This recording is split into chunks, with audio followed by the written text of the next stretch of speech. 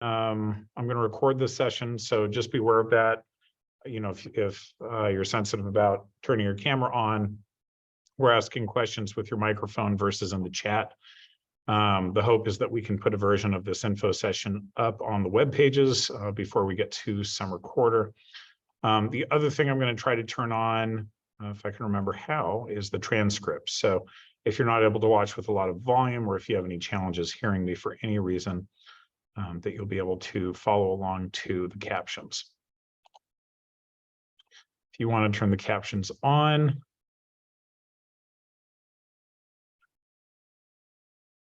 there should just be a CC icon at the bottom of your screen. So you can turn that on if and as needed. Okay, just a couple basic things. If you get disconnected from the session, don't worry about it. That happens from time to time. Just rejoin us. I'm going to try to still get done by about 6 p.m. Depending on how many questions we get. So sometimes if I get a lot of questions, we will take a little bit longer to get done. But again, I'll try to hit the main points first, so that if there are questions, they'll just be about finer details later on.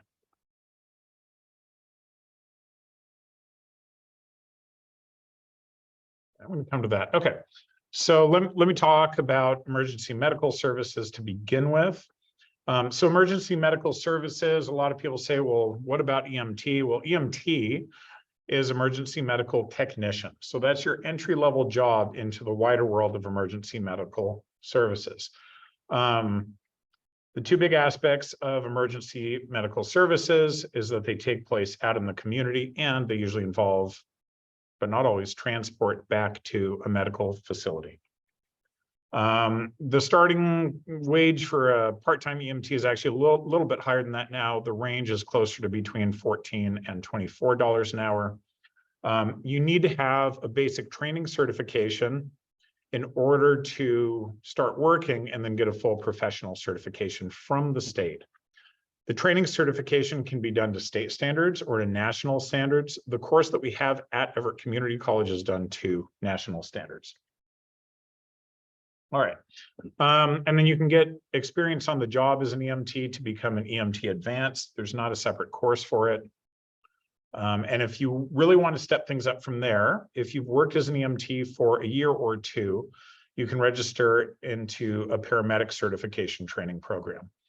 We don't have one at EVCC, but we have a reciprocal agreement with Central Washington University.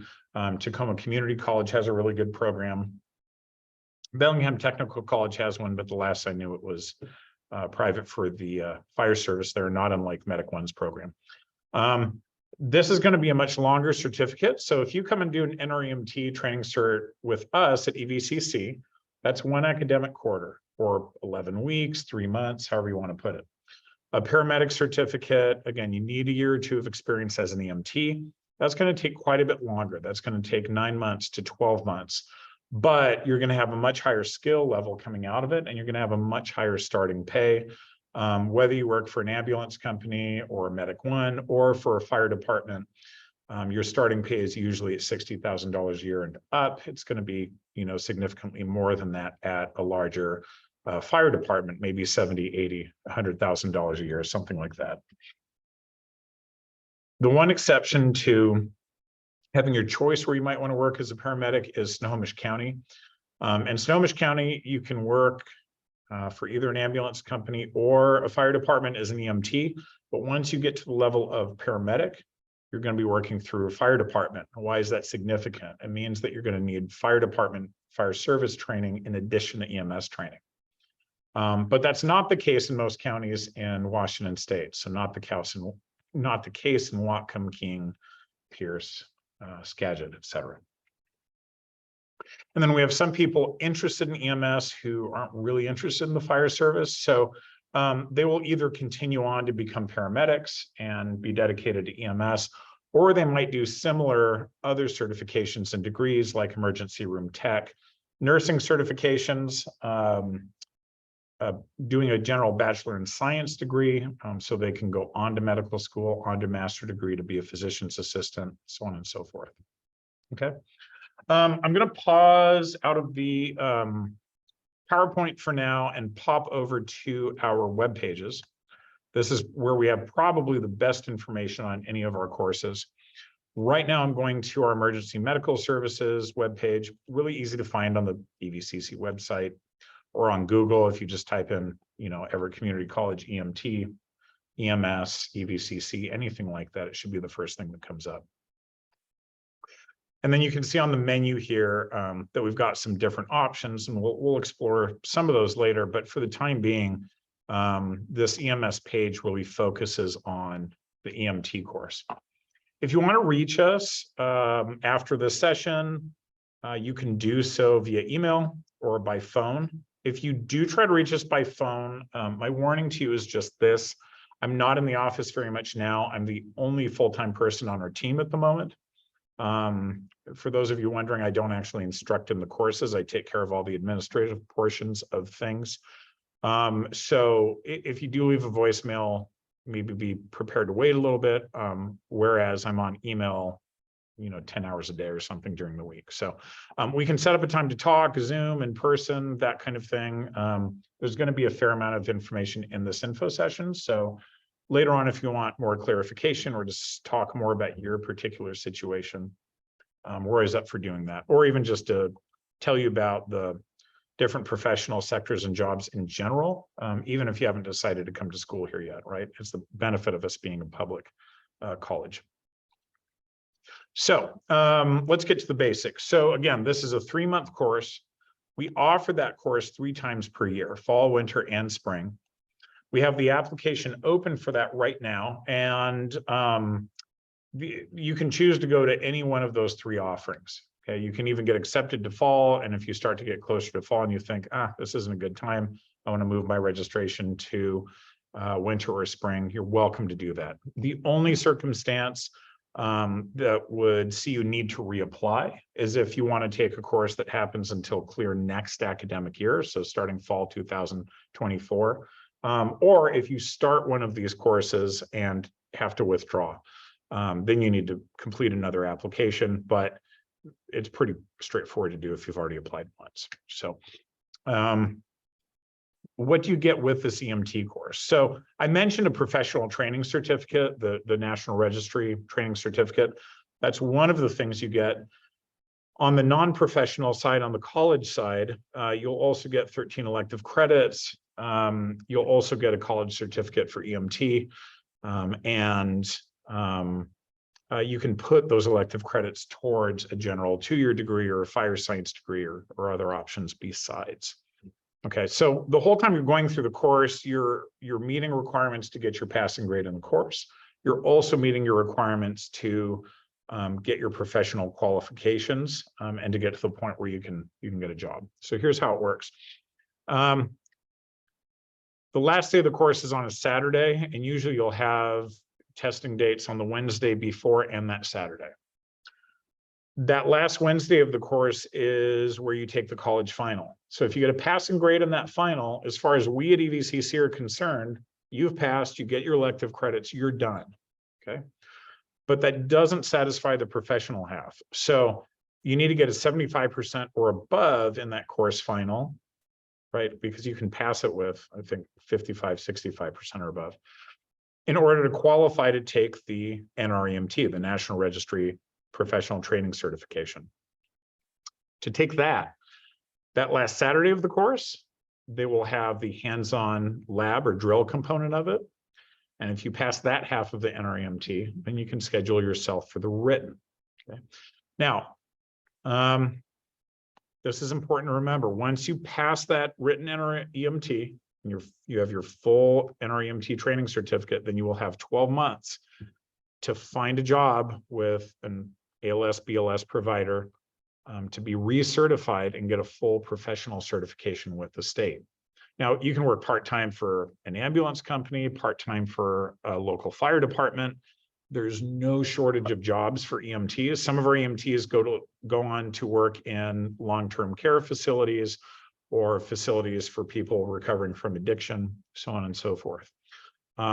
It really just depends more on your situation, your own situation, and what else you have going on, right? So if you have a really full family life, you have a full-time job that you're not really ready to leave yet, or other obligations, and that might push out you finding a job another 6 months or a year or something like that, think about waiting for a quarter or something like that. So the jobs are there.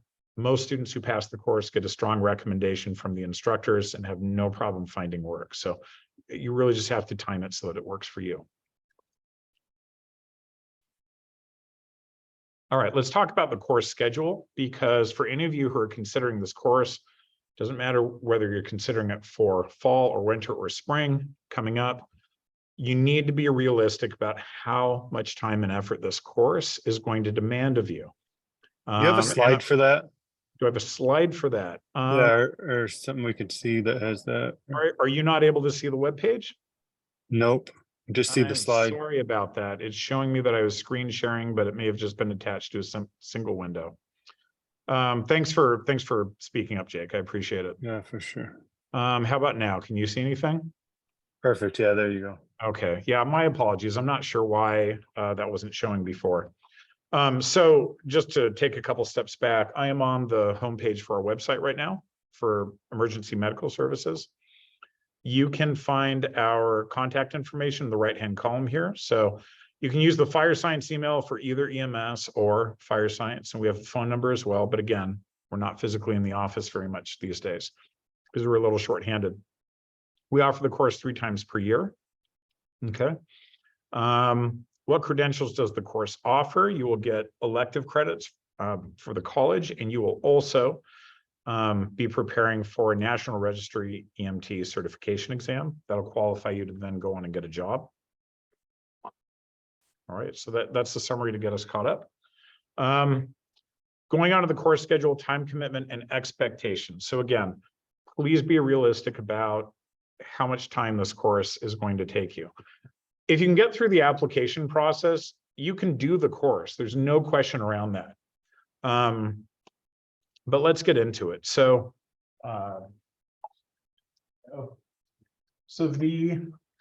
the basic schedule for classes is Saturdays all day during the day, 8 or 9 a.m. to 5 p.m. That's usually for hands-on labs and drills.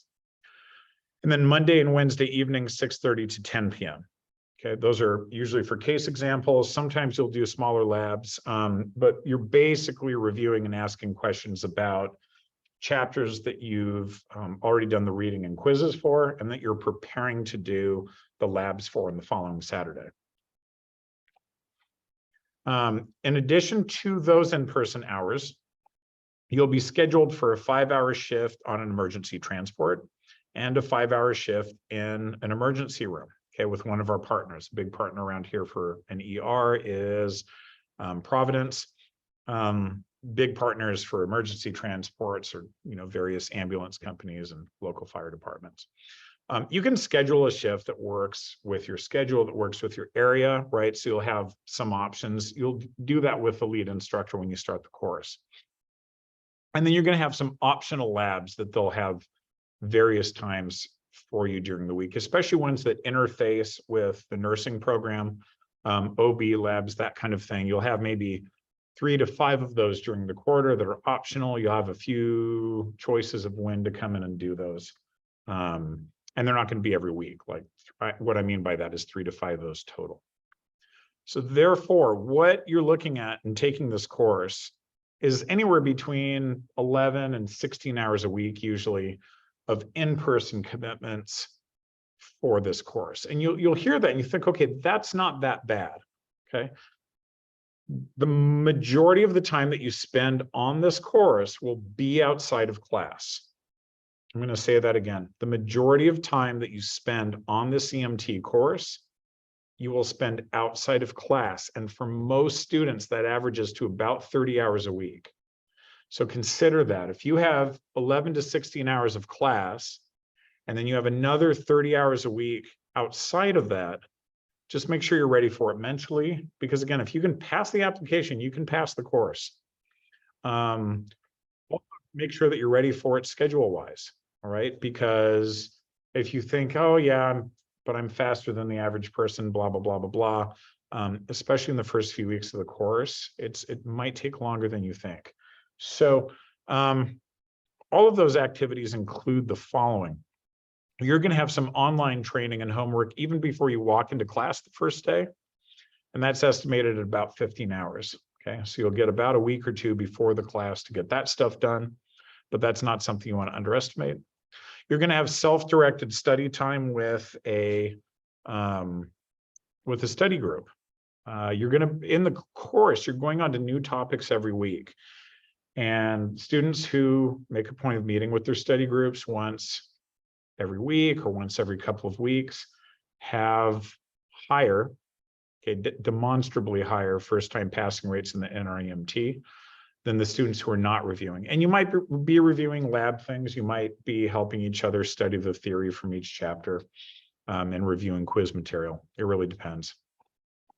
You will need to read on your own about 8 textbook chapters per week. Okay, so this textbook's a little over 1,000 pages, somewhere around that. So it's a lot of reading. And then the order that you'll do things in is you will be expected to do chunks of reading 2 or 3 times a week. When you're done with the reading, then you're going to have to do a series of quizzes. There are pre-quizzes that are really just there to help you practice the material. And then you're going to have post-quizzes that you have to maintain a certain grade point in. I think your average in the course has to be 75%, and in the post-quizzes, it needs to be 80% or above. The reason for that is these pre and post quizzes are based on the exact same material that you're going to be taking in the NREMT. And so that helps ensure that you will be successful in testing for the NREMT certification at the end of the course. That's really the point of why you're coming to this course, right? At least for the vast majority of students. So while we would love to have you come and participate in the course and take your money, et cetera, anyway, we want to do it with some assurance that we are helping you complete here for the reason you want to be here. So anyway, so yeah, in summary, make sure you take into account the time commitment that the course takes. Another commitment that it takes, attendance requirements. There's a minimum number of class hours that you can have in order to qualify to take the NREMT. And because of that, you can only miss up to 11.5 hours from this course, or you're going to get dropped, because once you miss more than that 11.5 hours, you will no longer qualify to take the NREMT. That's the professional requirement, not even our requirement as a college. Why do I say that to you? So as you're planning your application and you're planning to take a course, just consider, do you have any trips coming up, any family obligations, any weddings, anything like that? Most of the Saturdays during the course are mandatory days. The first day of the course is a mandatory day. Those are skills that cannot be repeated later for specific students. And again, if you miss one of those days, you'll be dropped from the course because, again, you won't have all of the class hours and all of this, what they call skills, evaluated skills that you need to qualify to take the NREMT at the end of the course. So that's just for you to keep in your back pocket. If you have anything coming up, just wait a quarter to take a later offering of the course. It goes by pretty quickly, and I highly recommend doing that rather than trying to make it work perfectly with another important commitment that you have. Because I think from my perspective, speaking personally, let's say you have a family member who is getting married, right? Or a family member who's sick, or so on and so forth. That stuff's important. That stuff only happens once in your lifetime, right? The course happens 3 times a year. So just for what that's worth. I'm going to skip down to costs and options for funding for the time being. This is a tuition-based course. It's based on 13 credits. We don't have new tuition rates for next year, but they're unlikely to change very much. We haven't changed our fees for this course in about 4 years now or so. This is based on 13 credits, and we have a cost estimate charted out for you here on this page. So the lab fee is $170. That's really for consumables, gauze, gloves, so on and so forth. We put most of that towards all of the equipment that we allow students to use, and study groups can use most of the equipment on their own for what it's worth.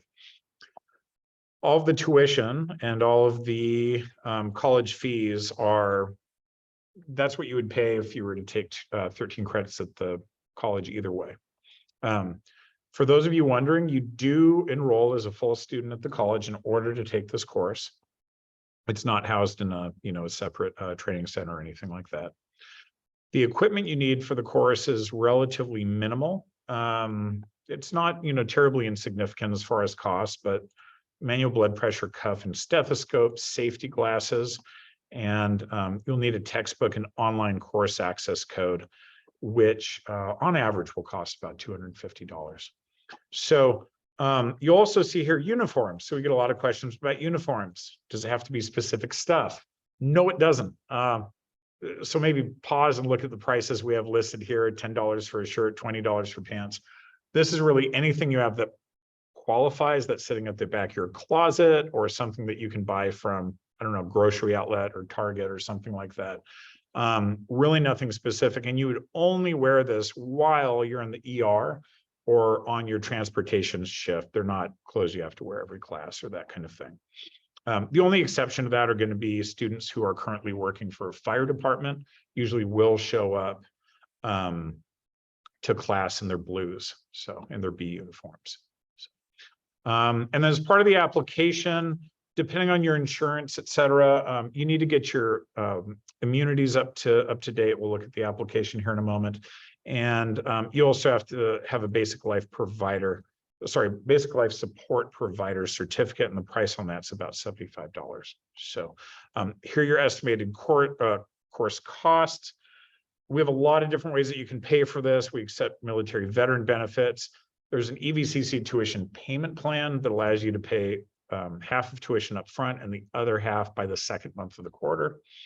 Federal financial aid applies to this course if you're registering it for you're registering for it as part of a degree program, even if it's the first course in your degree program and you're not doing the other courses right away.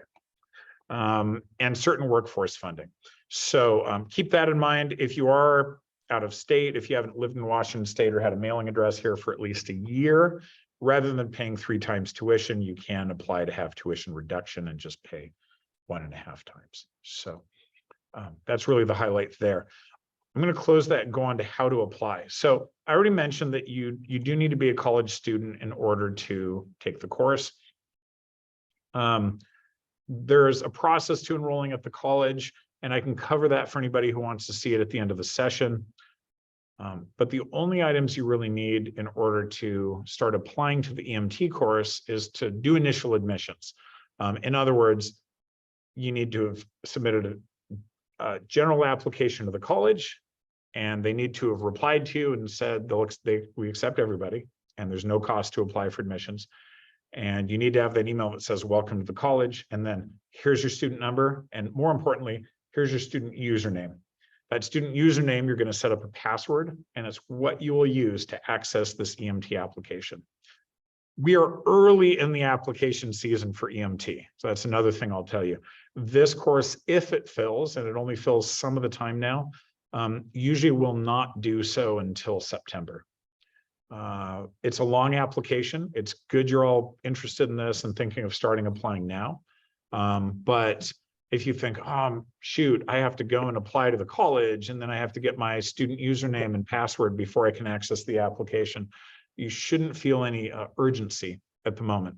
We admit up to 35 students every quarter. And if we fill the class, we typically take a few names off the wait list as well, because we do tend to have a few people who decide to wait until the next quarter to take the class ultimately. So there are 7 requirements to the application. There's a summary here. As soon as the call, we have a question there? Oh, I'm sorry, nope. No worries, Tanner, no worries. So let's see. So at some point, I'll have the full PDF of the requirements up on here, but for the time being, you actually have to access the online application to see those. So like you can see here, once you have a student username and password, you can click on the link here to enroll in the course. I am going to access the course application a different way because I have different permissions as personnel. I'm switching screens, so I think I'll just say it ahead of time here. Let me know if you can't see my Canvas account if you're not seeing my shared screen again.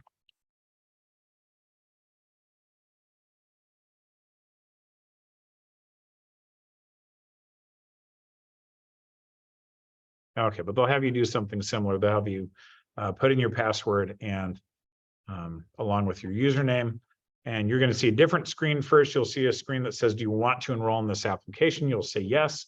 And then they'll give you the option of, would you like to look at the application? Would you like to look at that course website? And you can say yes. So the one that you will be accessing will be EMS 151 EMT application for the academic year of 23-24. Again, it's one application, regardless of which course you would like to take next year.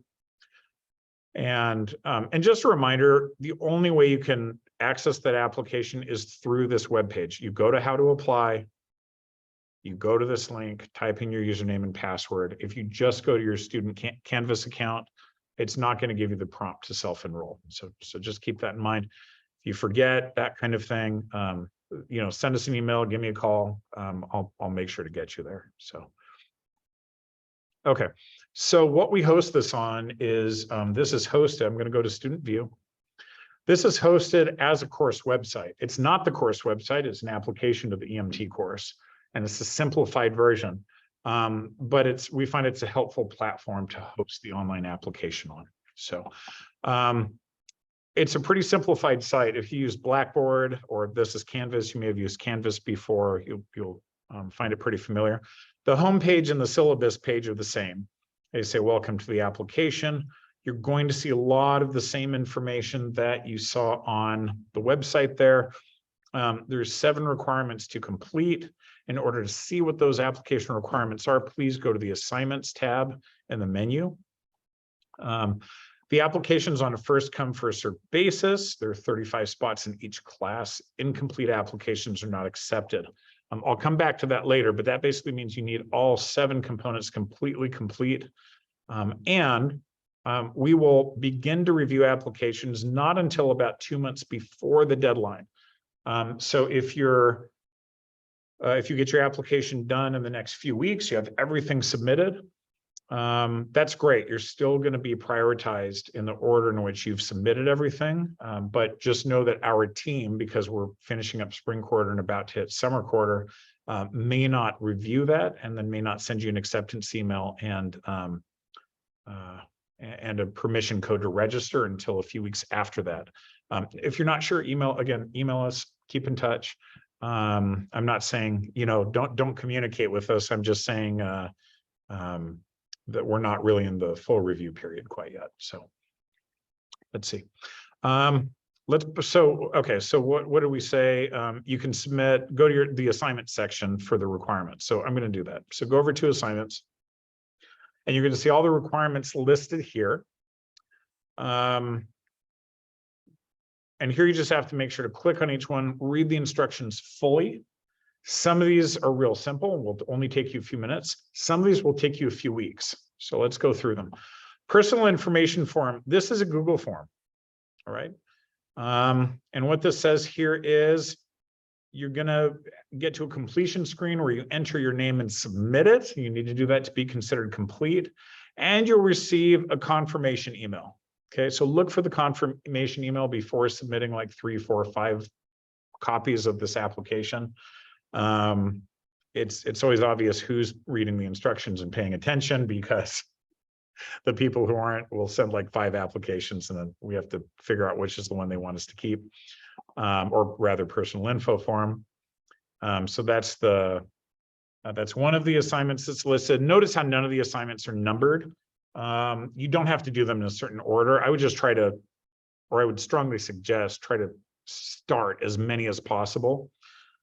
Because we're going to see that some of them you need to start with the expectation that you're not going to finish them for a few weeks after that. Another simple one, submit a copy of your photo ID. This can be the photo side of your driver's license or the photo page of your passport or the photo side of your military ID. Any of those is fine. The one file format we don't accept is the new photo format from iPhones. Once again, they're trying to be different. The HEIC format, we can pretty much open every other one. So You'll see that disclaimer in each of the sets of instructions for the assignments. Proof of health insurance. You do need to have health insurance in effect for the duration of the course, not after that, not before that for your application. If you don't currently have it, I'd suggest you look in Washington State AppleCare or something like that. Sometimes you can find faith and community-based insurance plans as well. So all we need here is the front and back, it says in the instructions, of your insurance card or your insurance enrollment or benefits letter. Or if you have a VA or military ID, it'll be, your number on the back. So just a picture of the back of that card. So I want to say those are the simplest parts of the application. Moving along, we have, this is actually the only one you won't submit something for, but we have eligibility for English 97 and Math 86. You need to establish placement at EVCC. Well, what do we mean by this? Every new student to EVCC who's enrolling in a public safety program, so that's fire science, EMS, criminal justice, and most of the other programs, needs to establish with the college what their level is for English and math. Now, notice I say establish. I'm not saying you have to take a course. I'm not saying you have to take a course at all, necessarily not before, not during the time you do EMT. You just have to establish your level. So then questions we get are things like, but I did advanced placement math. Do I have to establish it? Yes, you're going to establish your placement. Your placement's just going to be higher than it might be for other high school students. But I have a college degree. Do I have to do it? Yes, you do. Yours is, again, going to be higher than an introductory level college student. And just so you know, the eligibility levels that are required for EMT, and it's the same for the Firefighter Academy, English 97 and Math 86 are actually 2 levels below introductory college level English and math. So there aren't very many people who don't place high enough. And if you don't place high enough, it only requires 1 course, which you can usually do just in the summer, transitional studies course or a pre-college math or English course. And then you're going to be at the appropriate level, by the time the EMT course you want to take is available anyway. So I'll just leave you with that. Now you're going to do this as part of your enrollment steps for EVCC anyway. Again, I can go through those at the end of the session if anyone's interested.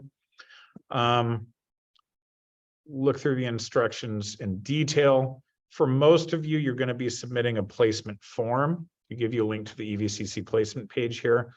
On that placement form, you're going to attach an unofficial transcript for your high school transcript, your placement, your, again, advanced placement, SATs, college courses in math and English, et cetera.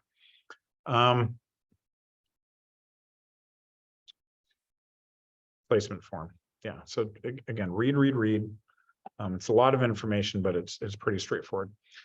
There is no English placement test. It doesn't exist. So if you don't have a document to submit for English, you're going to do a self-directed English form. And if that doesn't work, they'll have you do an online exercise, which is free. It's really just to demonstrate your knowledge and your ability. Math, there is a placement test if it gets to the point where you can't submit a placement form or you don't have the documentation. It's not a big deal. Instructions on the placement team page will be here to tell you how to sign up for the math placement test, and only to prepare for the math placement test.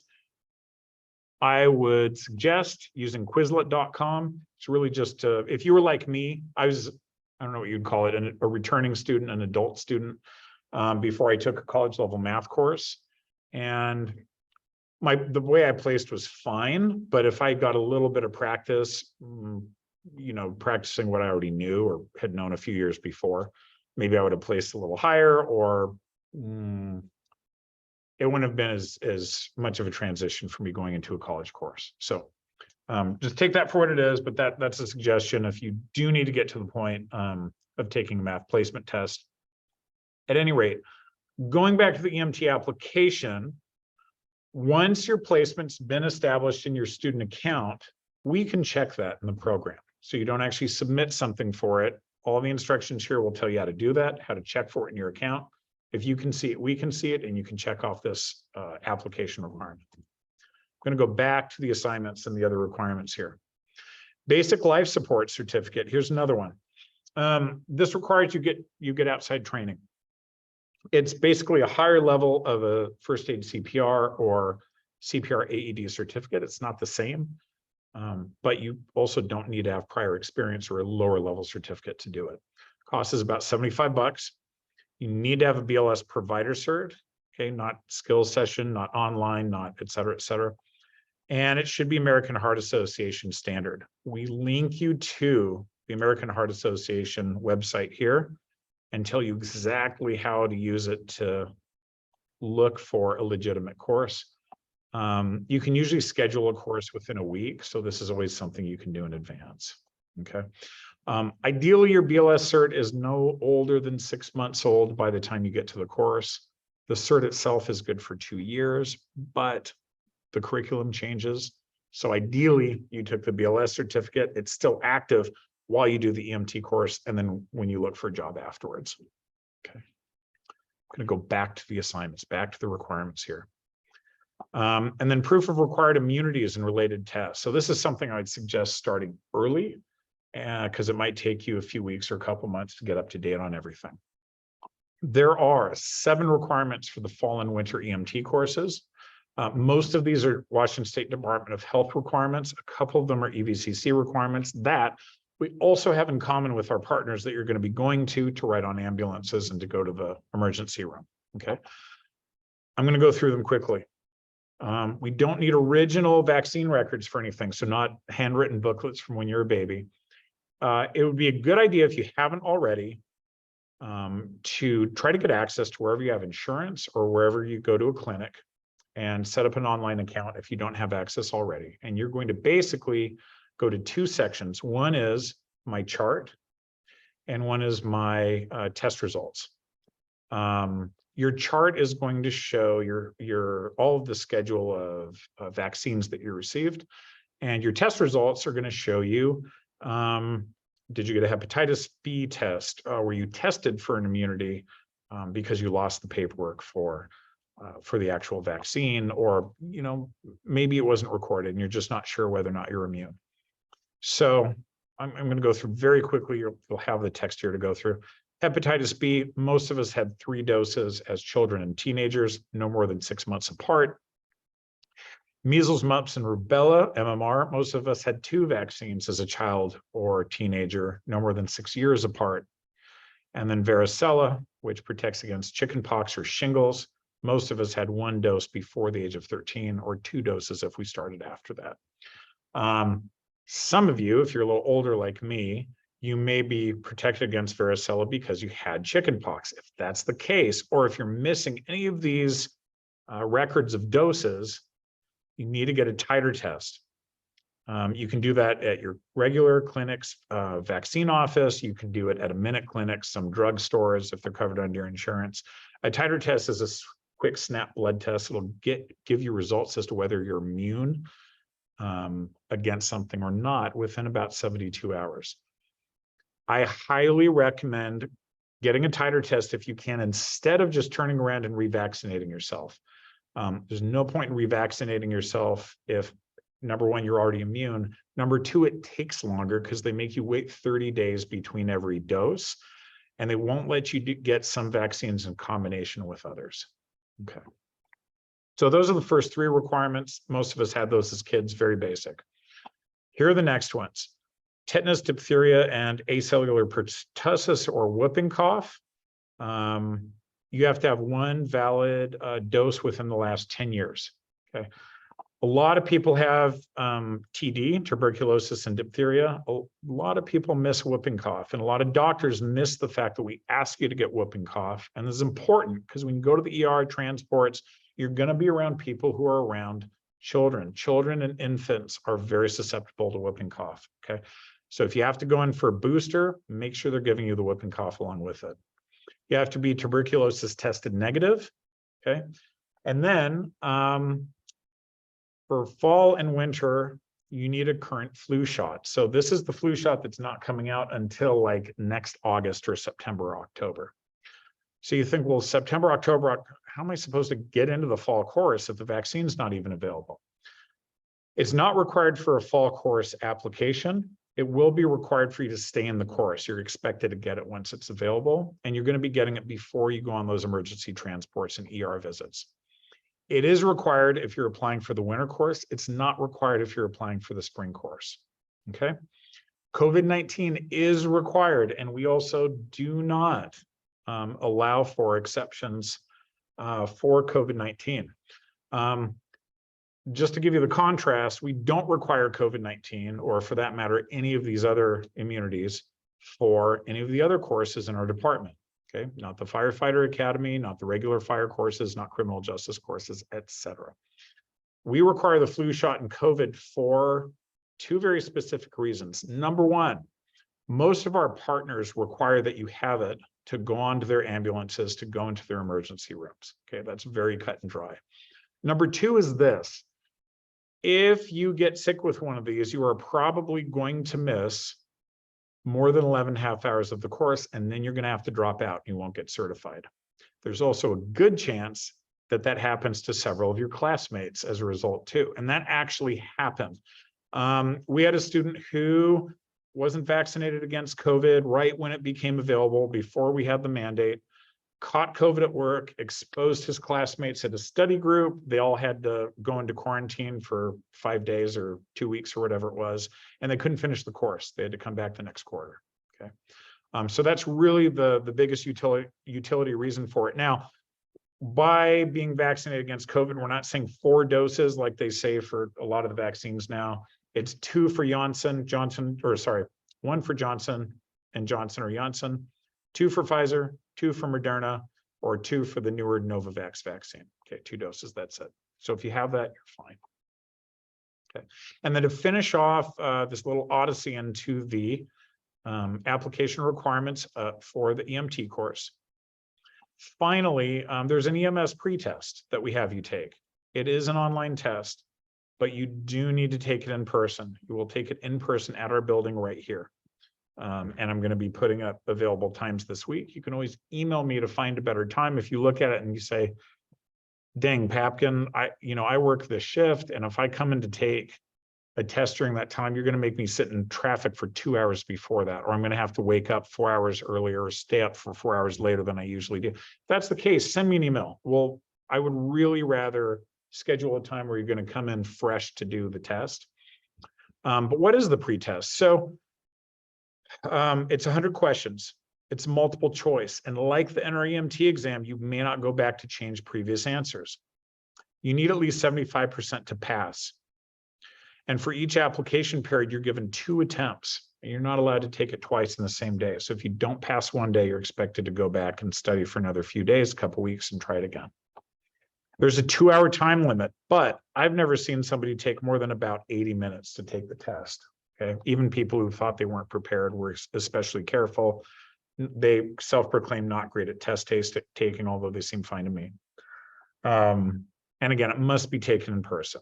Okay, we are giving you the first 4 chapters of the book to study. We don't want you to have to go out and buy it beforehand. Most people spend at least a good 2 or 3 weeks studying before they attempt their first test attempt. Okay, here's our information. I'll have testing times coming up. We're going to have a mix of different days of the week. Okay, I usually have a testing block about 1 day a week. Sometimes it'll be in late afternoon, evening. Sometimes it'll be in the middle of the day. Sometimes it'll be on a Tuesday. Sometimes it'll be on a Friday. Again, once these get posted this week, and I will give everybody a heads up, if you look at these and you think this is silly, Papkin, I need a different time, send me an email and we'll figure something out. All right. So I'm going to leave you with 3 things before we go. A couple of them I've already said. The application can be done for either fall, winter, or spring EMT courses coming up. Okay. Make sure in whatever quarter that you plan to take the course, you will have enough time to do the coursework, and that you're not going to be missing any class, or at least not planning to. Okay. So to the best of your ability. Number 2, start your enrollment application to the college now. If you haven't already, you have plenty of time to get into the course right now. Once you get access to the application, don't wait to complete one application component before doing another. Try to start them all at once.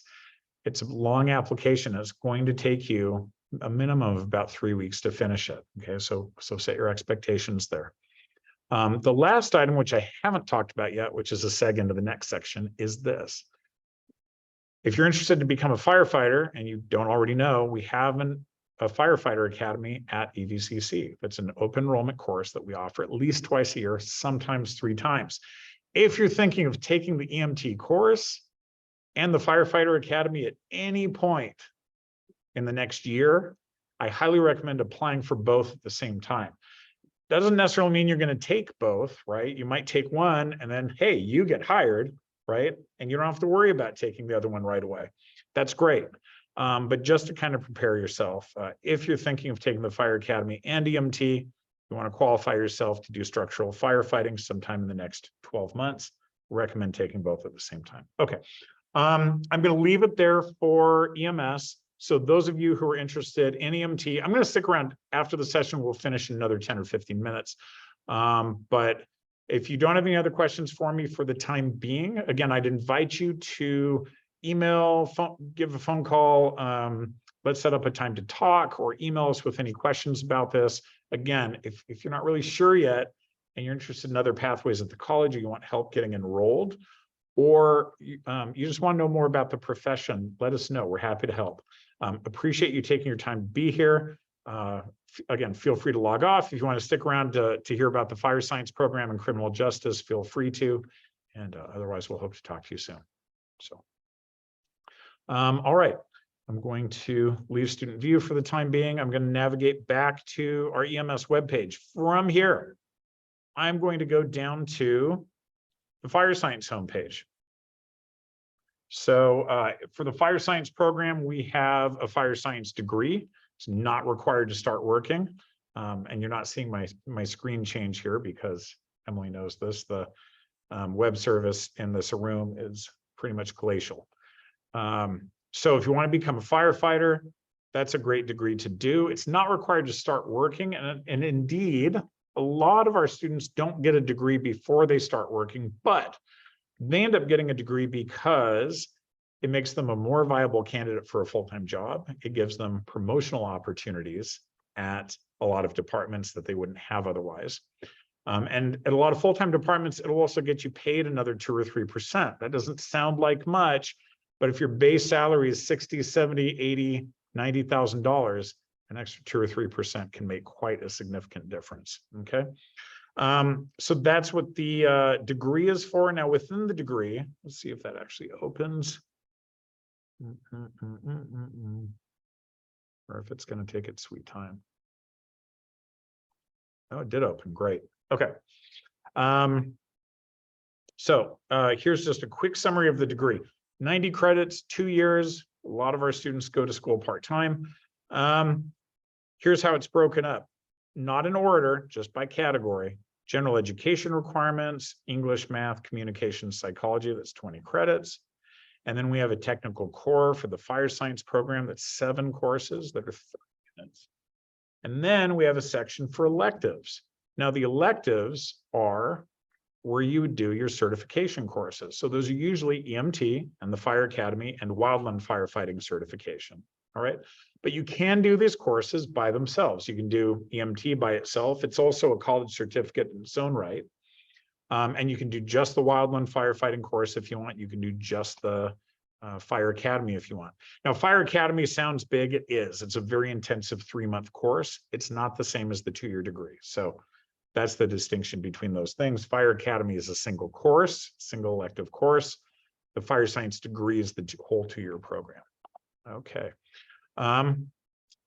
Back to the Fire Science homepage. So to start with, I'll just talk about Wildland Firefighting. I'm going to be very brief with this because our next Wildland Firefighting course isn't until next winter quarter. We're already in Wildland Firefighting season for 2023, which usually goes from May to September, at least as far as Washington State is concerned. Registration opens for this course every November. There's no application for it, and it's only 2.5 credits. You can get your certification within 6 weeks with this course. And you won't get your grade, your college grade, until the end of the quarter, whatever that is, March, April. But this course is only 6 weeks long. It gives you a National Wildfire Coordinating Group certificate. That's a certificate that you need to work for the State Department of Natural Resources or the U.S. Forest Service, or for, and if you're working as a firefighter already, you get red card certification too. Certification is good for 2 years. If you work as a wildland firefighter, which is usually by deployment, so you don't work for the whole summer, they say, hey, we have a regional offer of work. This deployment is this many days. That's usually how it's done. And wildland firefighting is usually something that people do part-time. Okay, it's something I'm looking at doing part-time. Or it's something they do in addition to structural firefighting, not instead of structural firefighting. Okay, so no application. Registration opens around every November, and we have links to apply early to jobs through DNR or the U.S. Forest Service on this webpage. If you have more questions, let me know. So I mentioned wildland firefighting, then I mentioned structural firefighting. So from here, I'm going to go to Fire 100 Firefighter Academy. Structural firefighting means buildings. It means urban or semi-urban areas. Okay, and the certification that's needed for that is much longer than wildland certification. Okay, it's a different certification. A Firefighter Academy is going to give you the certificates you need in fire suppression and hazardous materials containment in order to start working structural firefighting. You usually find 2 different large categories of structural jobs in Washington State. Most urban or semi-urban areas are served by part-time firefighters. They might be called volunteer. Volunteer, confusingly, could be paid or unpaid. They could be reserve, they could be part-time, lots of different names. But what they all have in common is they're just paid by shift, and they'll have minimal benefits. A good chunk of our students start this way to get some work experience while they're applying for full-time career jobs. The full-time career jobs are less common, and they're much, much more competitive. So students who finish our degree or who finish our Firefighter Academy, probably about 1/4 to 1/3 of them go straight into full-time jobs. The benefit of that is they have, they're fully salaried, full benefits. They'll have stepped increases. They'll often give you a pay bump if you have a degree. And offer you promotional opportunities if you have a degree. And then retirement, usually after 20 years or the age of 55. All of these careers are really hard on the body and can be hard on the psyche, et cetera, et cetera. What they offer you in exchange is good compensation, good benefits, and a lot of flexibility. Okay, so most of our instructors, most of our professionals who are in the fire service, and if they're full-time structural, they usually have a side business or they're involved with their family somehow, kind of doing something for the days that they're not working. So Firefighter Academy is offered every fall and spring. Same deal. The application is open for fall or spring right now. We might have a winter course. Last year, there's just a combination of stuff. We couldn't get enough drill facilities because a couple were in the middle of being built in the county. And we had one instructor with a family thing, another instructor it's basically a team that needs to teach this every time. So just didn't work out. Sometimes we put on a winter course as well. Fire Academy gives you 4 certificates, Firefighter 1 and 2, Hazardous Materials Awareness and Operations. These are issued by the Washington State Fire Marshal's office. They're not issued by the college, okay? Washington State Fire Marshal under Washington State Patrol. So the same place that issues them to fire departments, the same place that issues them for the Washington State Fire Academy. Unlike EMT, once you test for these certificates, which you do as part of the course, we start about halfway or 2/3 through. Once you pass, you keep them for life. That's the difference, okay? And they are done to state and national standard for almost all the states in the union. It's got a similar course time commitment to EMT, a little bit less rigid in the course hours, et cetera. You're going to have all days on Saturdays and then evenings, Tuesdays and Thursdays. The big difference is almost or all of your Thursdays are going to be online. Okay, so they are live streamed. You have to do it on a certain day, a certain time, but you can do it from the comfort of your own home.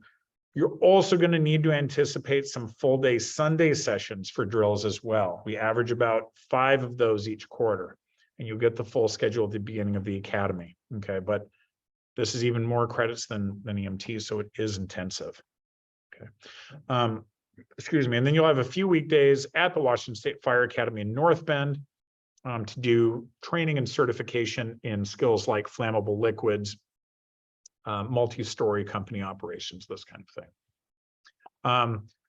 Also expect not, don't plan to travel or do that kind of thing during the Fire Academy, but usually it's a little bit more flexible in case you get sick or a minor injury or you have a family thing come up. It does have more flexibility. It does not have the professional requirements that the NREMT certification does.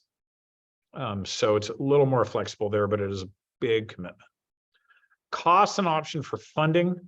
This is a fee-based program, so the tuition is no different. Doesn't matter if you're in-state or out-of-state or international. $4,700. If you are affiliated with a fire department, they sponsor you for live fire gear for those drills. It means we don't have to rent it. So we give you a $500 discount. And then of all those college fees we saw for EMT, you're only charged one of those on top of the Firefighter Academy fee. All of the drill all the drill ground facilities, heavy equipment, et cetera, is all provided for you as part of that, including your uniform. Lighter items you're expected to purchase yourself, hood, gloves, belt, et cetera. You can also purchase boots, but we usually have those to lend out as well. Okay, so we always tell you to keep your receipt and never buy in advance. Always buy once you get accepted and get that equipment list from your instructor. Currently, there are 3 textbooks that you need to buy. There's one textbook that we actually give to you to use. Where is it? Actually, 1 textbook and 2 workbooks you have to buy. We're going to add one to this that's a $5 or $10 book. It's because we bought about 50, and in I think 2 or 3 academies, maybe about half of them have been destroyed. So it might be a better idea or students walked off with them, which is fine, because like I said, it's $5 or $10 book, but it might make more sense for each student just to have their own copy. Application related costs, we'll see there's a candidate physical ability test that costs about $150. Similar thing for the application, it's online. We'll look at that in a second here.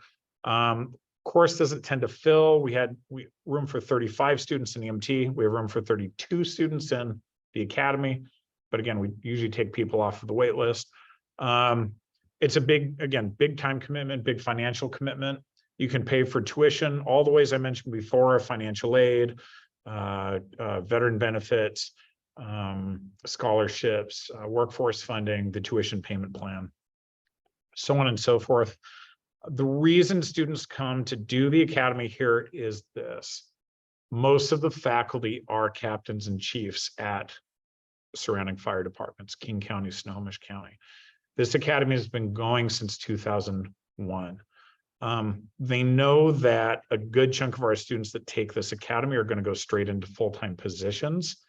That's what people are coming here for. Okay, it's the tuition is high. That's why I'm, telling you all it's a big commitment. Be ready for it. We'd love to have you here, but be ready for it. We want to help make you successful. The students are willing to pay for that training because they know the chances that they're going to have to get into a very lucrative career, either right away or once they work part-time for 6 months, a year, especially if they're younger, that kind of thing. You can and you should. I would encourage everybody to just apply straight to a full-time fire department and maybe one part-time fire department. See if you get hired, right? They might help you with your training. Full-time departments, they're going to send you through an advanced firefighter academy anyway. You get the same certificates.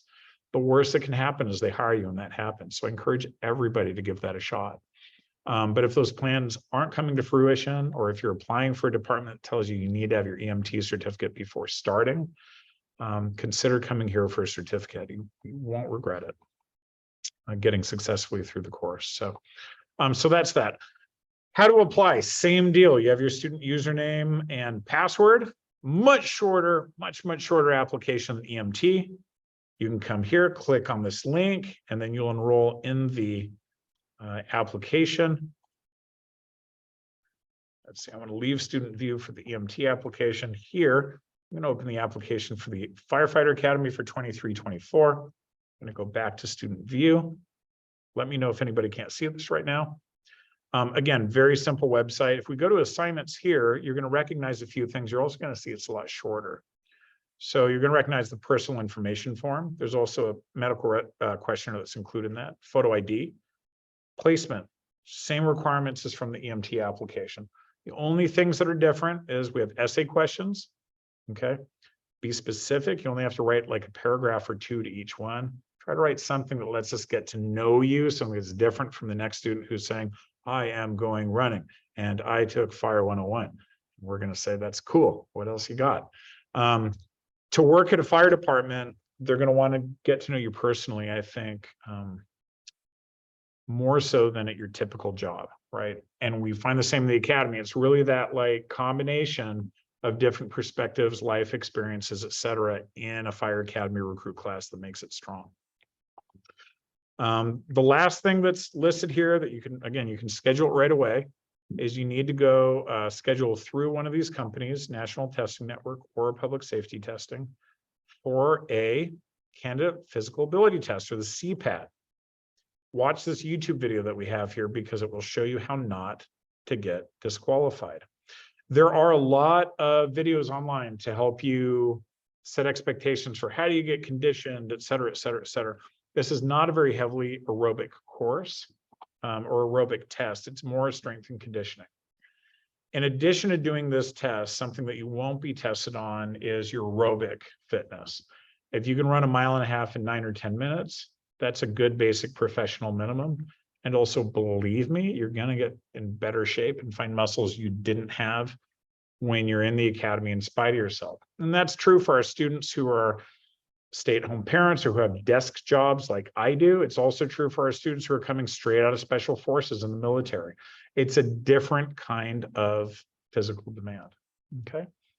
Again, I'm going to stick around. So if you want to know more about this, let me know. But again, application is open. We can set up a time to talk if you miss some of this or you want to talk more about your own situation.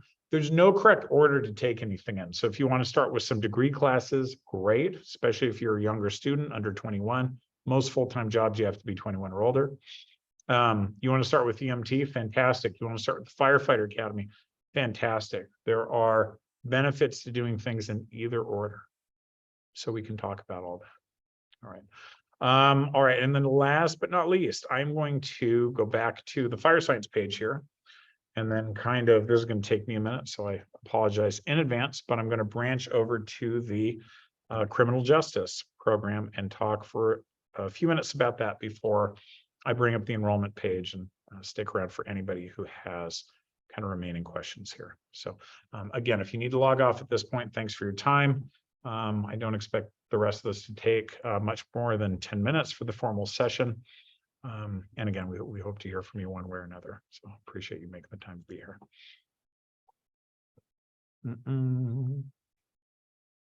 Oh, my apologies. I went too far. Okay, so this is back to our department homepage, public safety, and we're going to go to the criminal justice program. So the criminal justice program, unlike fire science and EMS, is very broad. And in this program, I don't typically talk about the certificate and the degree first. We talk about the very many different interlacing career pathways that you can take. And as we go, I'll give you an idea of what kind of education or training you need for each one. So without further ado, let's do that. And actually, let me know if you can see this. I'm going to try to bring the PowerPoint back up and backtrack in that slide deck a little bit. Okay. So getting through these pretty quickly here. One big category that our students are interested in includes social services and community outreach. Now, this includes everything from unpaid volunteer work to legal advocacy to criminology and counseling and psychology to direct administration of social services. Students do this through nonprofits. They do it through public agencies such as Snohomish County Human Services. And they'll also do it through agencies like law enforcement agencies or the courts or, other legal companies. So that's kind of a big area. We'll unpack that a little bit, but as I indicated, it's everything from volunteer level. Some of our students get into it even before they've started their first quarter. And then some of our students will do a criminal justice degree, a law and science or other four-year degree, and then get into law school in order to become a lawyer, or do a master's degree, maybe in something like accounting, and we'll see reasons for that in a little bit here. So segging into that, let's think about courts and the legal system. So there's definitely everything from paralegals up to lawyers, up to justices, judge pro tems. Yes, you having trouble seeing the screen? No, sorry. So I'm the only one left. It's just me, I think, right now. Okay. And I'm not really interested in the criminal justice. I was wonder if I could ask you some questions about the fire science degree. Yeah, great. Fire Academy. So I appreciate that. If you can give me 5 minutes, because I'm recording this for prosperity, I'll get through this quickly and then I'll wrap it up and we can chat. All right, sounds good. Yeah, thanks for saying something. So back to the courts. You also have law enforcement in the courts. Okay, you have bailiffs, et cetera, et cetera. Another big aspect of those are probation counselors, probation officers, and what they carry a gun and a badge, but they have a very counseling, social services type aspect to their job, in which they're trying to guide people through the steps that they need to complete in order to rejoin their families, go back to work, and kind of go back to being fully functional members of society. From there, we can go into local law enforcement and Washington State Corrections.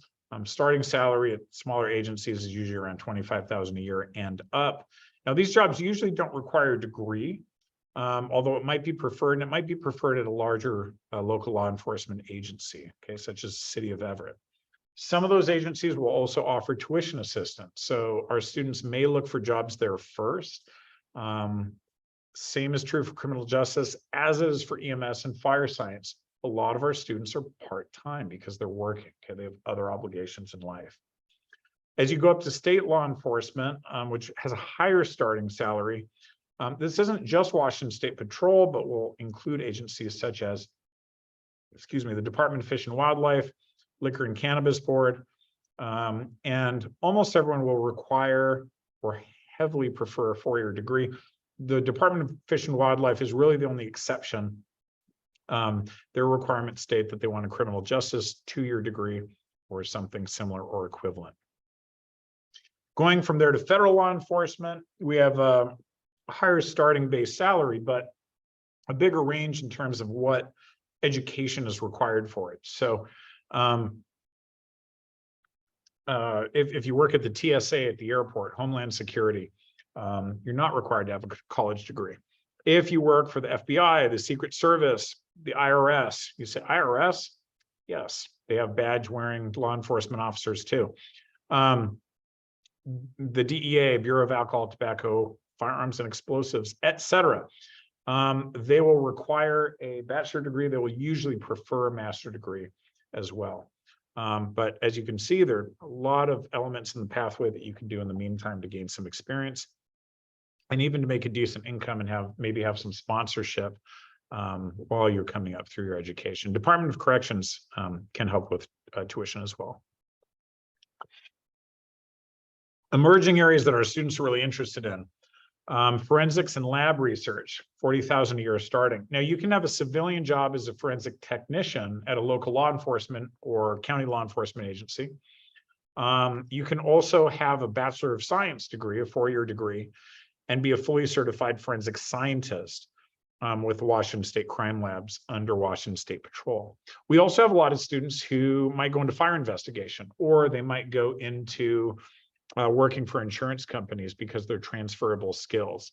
And any of those can be quite lucrative jobs, right? You're talking about starting salaries of $60,000, $70,000 and up. Information technology and cybersecurity. Of course, cybercrime investigation is a big issue. A lot of our students will do some criminal justice courses or the certificate that we have in cybercrime investigation. but their degree ultimately is going to be a business-oriented degree in information technology, because that's typically what they will get their credential in at the 4-year level. They, of course, have a lot of job options working for the private IT sector, not just working in cybersecurity and not just working in cybersecurity investigation for law enforcement.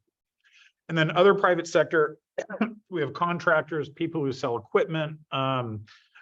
I mentioned insurance adjusters already, private investigators, and we have a lot of students who go into private security, and that could be contracted private security, even for transportation agencies and things while they're going to school. So that's really a summary of it. As we look at degree options, we have a 2-year criminal justice associate of applied science degree, 90 credits transferable to specific bachelor programs. Currently, that includes 2 programs at Central Washington University. We are very keen to have that expand to other programs by the end of next year, including Western Washington University's program, which I believe is under their social sciences or psychology department.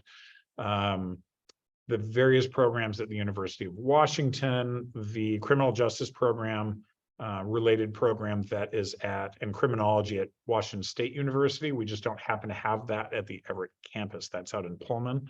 So that's the idea. Currently, we have a lot of students who take the general 2-year degree. Now, that's mostly going to be students who are interested specifically in lab sciences. They'll get a Bachelor of Science with this degree.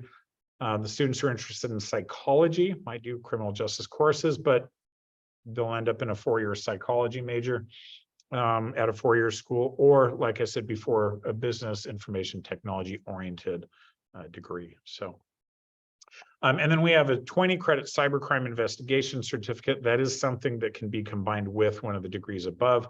It's not typically something you need to take extra credits or classes for. So, and we don't have our own law enforcement academy, but we do, or corrections academy, but we do offer at least 20 credits and transfer credits for that.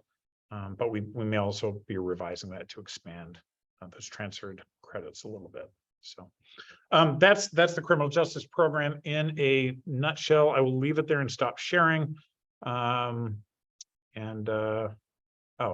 Quinn or Cohen, feel free to hit me with your questions if you're ready. All right, yeah. So I'm 16 and I'm graduating high school this year, like in 2 weeks. And so I've applied for EVCC, got accepted, and I'm hoping to get my fire science degree.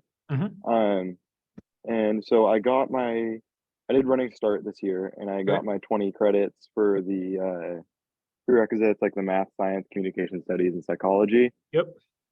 And so I was wondering what classes I should be taking this quarter, because I was looking at the pathway for it, and I think it said, so 101, Fire 101, and then 110 and 120, but then I don't think they offer 110 and 120 during the fall quarter. No, those are winter quarter courses. Yeah, so I was wondering what courses I should take this quarter. By this quarter, do you mean fall quarter? Yeah, fall quarter, yeah, sorry. Okay, yeah. So, yeah, we can have another conversation offline, because I want to make sure to connect you with your own program advisor.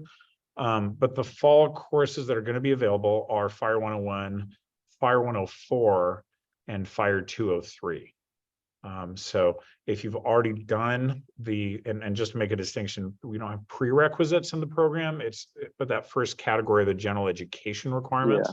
Yeah. If those are done, then yeah, you can absolutely take a full set of those fire science courses for fall.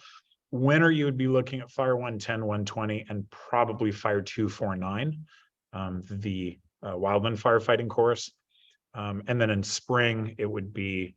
But my issue for that is you have to be 18 for the Wildland course, correct? That's possible. That's possible. I'd have to check on that. I think you have to be 18 to work. Yeah. Yeah, because I know I can't do Fire Academy and EMT Academy until I'm 18, which kind of sucks because I'm just sitting here, and I'll get all my fire courses done and then hopefully get those once I turn 18.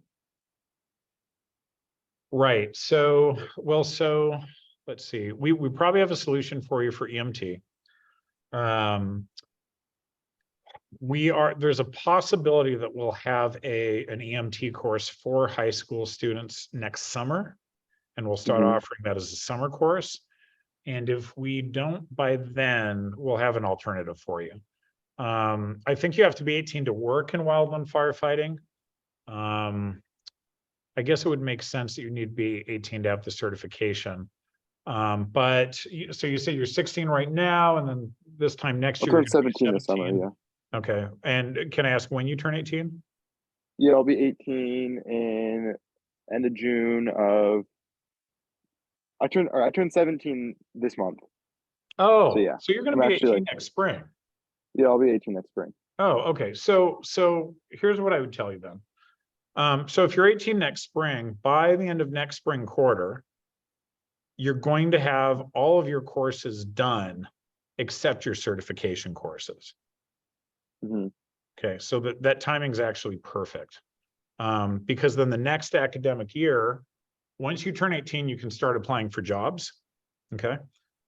The next academic year, you can do Fire Academy in the fall, and then you can do EMT and wildland firefighting in winter. And that's assuming you're not hired by then, right? Mhm.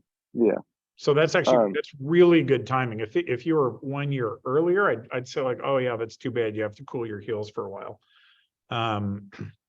But send us an email. Let's get you hooked up with a program advisor if you don't have one already. And we Mhm. can build out that degree plan for you. Not to say that you can't change it in the future if you want to take something earlier or something later.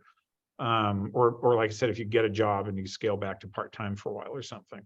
But that'll at least kind of give you a roadmap so you can kind of know what to expect. Yeah, another question I had too was, so I'm an explorer with North County, and they've Mhm. offered to pay for my academy.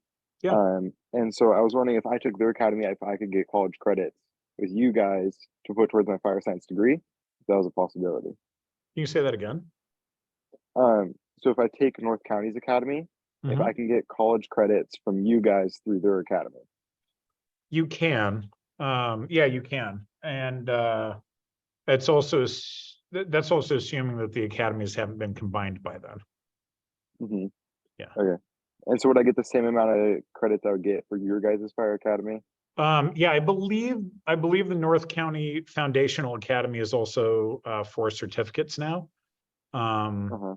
I believe if it's 3 certificates, it's a minor difference. It's 19 credits instead of 22.5. Uh-huh. So it's very minor. And again, they're all elective credits. So, but I believe that's a 4 credit academy now. Okay. All right. Thank you. And shoot you an email. Who should I shoot an email for getting? To fire science, that comes to me. Okay. Okay. And then just ask for a program or a pathway for me. Yeah, just say, hi, it's me. Wondered if we can, if I can get hooked up with a program advisor and we can talk about my degree plan, and we'll get you figured out. Okay. All right. Thank you very much. All right. Thanks for being here. Have a good Yeah. evening. Anything more from you, Emily? Yeah, one thing. Yeah. Criminal justice program, is it the course information, is it laid out kind of like the fire one where it's like a few days a week and then the Saturday, or is it more like all? So that's just the academy and EMT. The other courses in the fire science degree are all regular college courses. So that's actually a good question. So before I hope it's okay, I'm not going to stop this quite yet in case people want to look at this later and get an idea. So I'm going to bring up the checklist for the criminal justice degree here. And then I'll bring it up for the fire science degree too. So we'll talk about that a little. So because we don't really have a single course certificate in criminal justice, it's all composed of regular college courses. Right now, none of those are, so here's the criminal justice degree. Right now, none of the courses in it are or have to be completely face-to-face courses. So I'll go through here and give you an idea. So for the general education requirements, and again, between you and me, there's a 50% chance that this degree has a pretty good makeover by next year. I'll get into why in a little bit, but we basically need to update it to keep it relevant. General education requirements, those are offered every quarter. And you can usually find completely face-to-face, hybrid, half online, half face-to-face, and or completely online offerings of those every quarter. Right now, the way we have it written is there are 50 required courses for the criminal justice degree. Probably what is going to happen is that number, again, sometime between now and next academic year, or maybe in the middle of next academic year, that number of required specific criminal justice courses is going to decrease. It's probably going to go down to maybe 30, maybe 40, something like that. And there are going to be more general education requirements instead.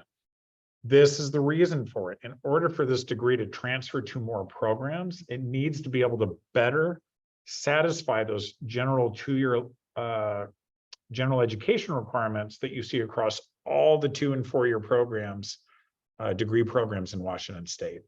Okay, so that's the reason for it. So now you might see a criminal justice course like criminology, which is psychology based, or inequities in criminal justice, which is social sciences based, satisfying some of those other general education requirements, but the structure of the degree is still going to change. Are those required courses usually in person? Like So that's what I'm getting into now. None of these are fully face-to-face courses. Of the ones that you see here, fall, winter, spring, we always have CJ 101 online. We often have a hybrid section where you meet once or twice a week, usually for 1 to 2 hours each time. CJ 103 right now is hybrid. Okay. CJ 110 is hybrid. CJ 114 is all online, asynchronous.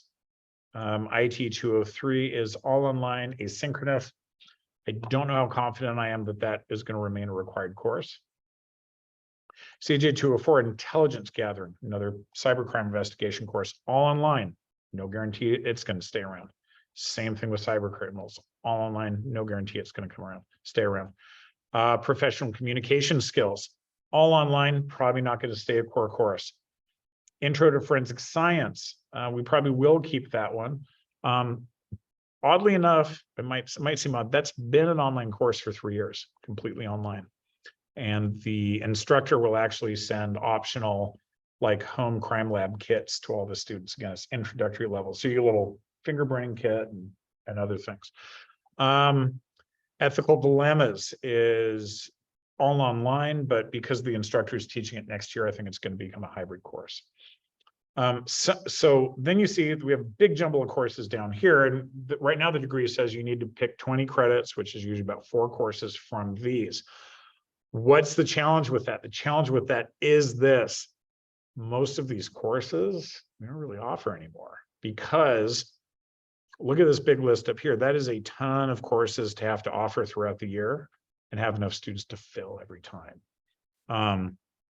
And I've been here over 5 years now, and I haven't seen all of these courses get offered and filled every year. So probably the elective units are going to open up a little bit, right? Or you'll get a choice maybe to satisfy more general education requirements, et cetera. There are also a couple courses that I already mentioned that are currently elective courses that might transition back to becoming core courses. So for example, CJ 112, you see everything you see here with an ampersand, by the way, it's the same course at every public Washington State institution. 4-year university, 2-year community or technical college, it's the same course, same learning objectives, same course number. So criminology, very important foundational knowledge. It's important for students like crisis intervention, like inequities in criminal justice. I don't care if you're in social services or law enforcement or law or advocacy or whatever, it's helpful to know. So probably that's going to become a core course and satisfy a social sciences requirement for general education requirements, like a 2-for-1. I mentioned the other one, CJ 115, inequities in criminal justice. That'll also satisfy a social sciences requirement. It'll be a core course. That is inequities in criminal justice. In a very, I don't know the generic way of putting this, in a very, I think, balanced and fair way. It traces the origins and the development of the American criminal justice system, which in this college, we kind of look at it as a sphere or pyramid rather than a straight line. Right, from like crime to jail to rehabilitation to repatriation, that kind of thing. And just basically how that has or hasn't been applied is fairly to all members of the community and kind of where we're at now. And it's really not like, yes, we have a strong diversity and equity and social justice element at the college for sure. I can tell you that in all your criminal justice courses, you're basically learning very foundational, important, technical and theory-based stuff, procedural stuff, along with the very socially aware, very progressive as far as the way that the most effective and most progressive law firms, courts, law enforcement agencies, social services agencies, et cetera, the way that they're working, because they're informing us. We're a vocational college program. They're telling us we need your students to have these basic competencies before they start working for us. And like you saw there, we have students that work in the criminal justice sector before they even start coming to school here. Or the first conversation we have with them is, hey, why don't you go here, apply for a job? This is open. We'll be like, cool. Or sometimes it happens halfway through. Sometimes it happens after they get their degree, or they get their degree and they're like, my part-time security job has been great. Now I'm going to get that full-time job with Snohomish County, right? Social services, or with Department of Fish and Wildlife, whatever it happens to be. Is that kind of helpful? Yeah. Okay. I know I went into a little more detail than you asked, but yeah. So the degree is being updated so we can sort of transfer to more criminal justice oriented programs, like I said, and students won't have to backfill and say, oh, well, I transferred into this course with these 4 great criminal justice courses, intro to criminal justice, criminology, criminal law, but now I have to go and backfill my biology 101, et cetera, et cetera. Not really what you want to do after you transfer to a 4-year college, right? Most students transfer to the 4-year college, they want to do their major courses, go and do years 2 and 3 and finish up. So that's the reason for it. And then just to make the distinction, looking at the fire science degree again, I'll say the same about the general education requirements. You can do them in any quarter. One of your courses needs to, for either degree, needs to qualify as a diversity course, same thing. They have those all 4 quarters a year, all in person, hybrid, or online. Have a lot of choice there.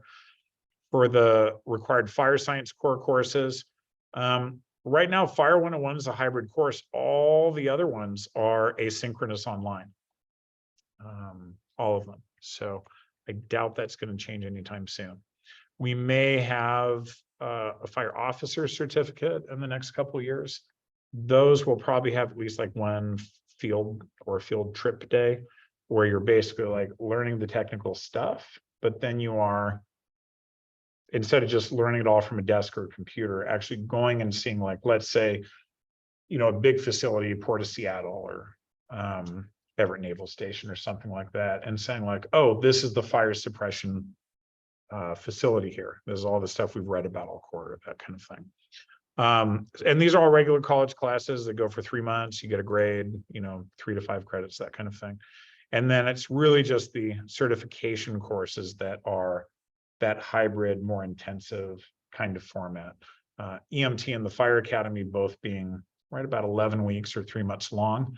And then Wildland Firefighting, only 2.5 credits, 6 weeks long, some online work, 2 online lectures, and then 1 drill day out in Eastern Snohomish County. So that's really the summary there.